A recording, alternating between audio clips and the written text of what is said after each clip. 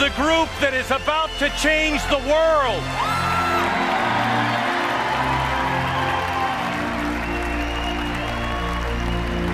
I want you to know that I mean that. I have said that for a while, that this audience, this group, this Tea Party, these Americans, these few people, you're going to change the world. And you're going to do it on Tuesday. Prepare for miracles. Prepare. Have a seat. Thank you so much for coming. Thank you so much. We wanted to be here all week and be in several different cities, but because of the hurricane, we could only spend one night, and we decided to spend it here in Columbus.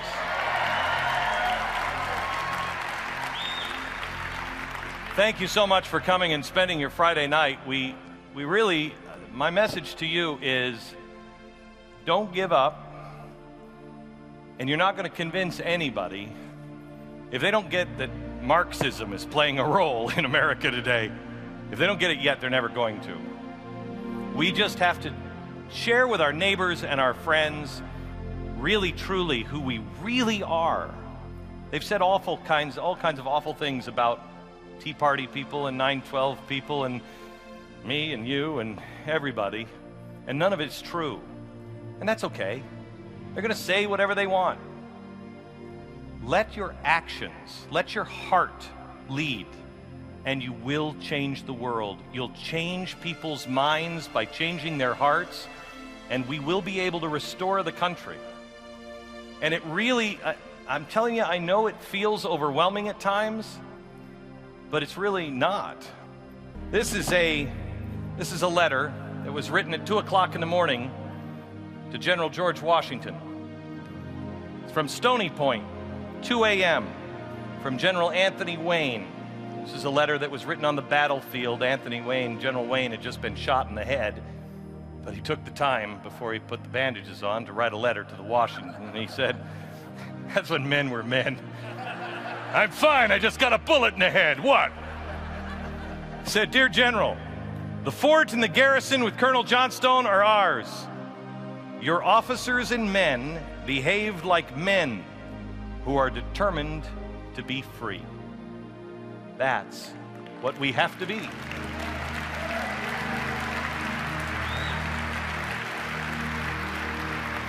We have to be people that behave like people determined to be free. I challenge you to write that down. That's one of the most powerful phrases I've ever heard. Put it in front of you and check yourself every day. Are you behaving like someone determined to be free? Because that's what it's going to take. It doesn't end on Tuesday. I got news for you. This is just the end of the beginning. We've just made it to the beginning.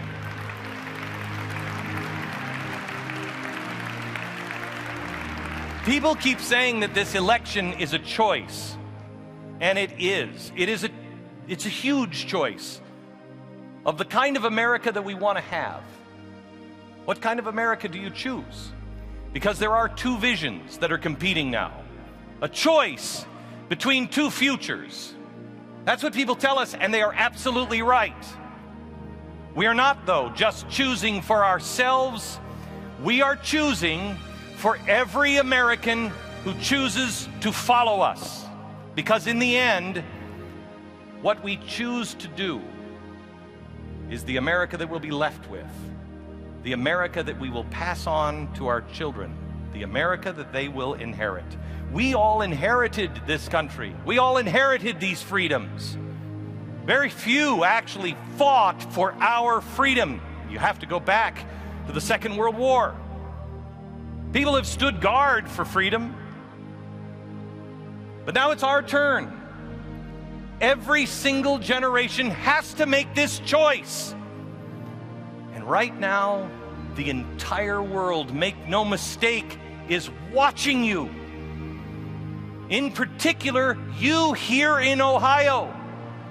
Do you realize that this one small scrap of land in the middle of our country is making a choice that will affect the entire world. You are living in history. You are writing history, because the world is watching how you behave and what choice you make. Our enemies are watching. They're curious. Our friends all over the world are watching. They're curious. What are they going to choose? Where are they going, they will ask. What path will they start to walk down? Can you imagine what the mullahs are saying now in Tehran? Because they are watching your every move as they are building their weapons, making their plots. They're watching in Tehran, they're watching in Beijing, they're watching in Moscow. What will the Americans do? And they are hoping that you will do nothing.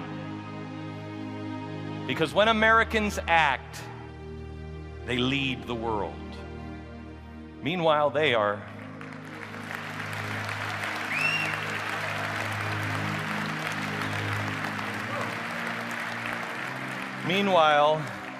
are working to undermine our freedom, our system, justice, God, our jobs.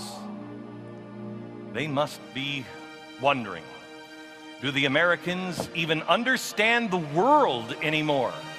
Have the Americans gone over the cliff? And for once, I actually agree with the mullahs. I actually agree with the communists and the kleptocrats, because we can choose to stay asleep, or we can choose to wake up. Wake up, be wide awake. This election is not just a choice in policies. This election is whether or not we wake up and stay awake. It's an election where we have to choose the path. Do we go down this path or this path? Do we want to get back to where we used to be, and not with the George Bush administration? That wasn't all that great. Go back to the original idea that man is truly free, that you earn your own way, that we are a place of merit and honor and integrity. It is a choice. It is a choice between fact and fiction, between truth and falsehood, between things that we know to be true and the things that we are told to believe. That is our choice.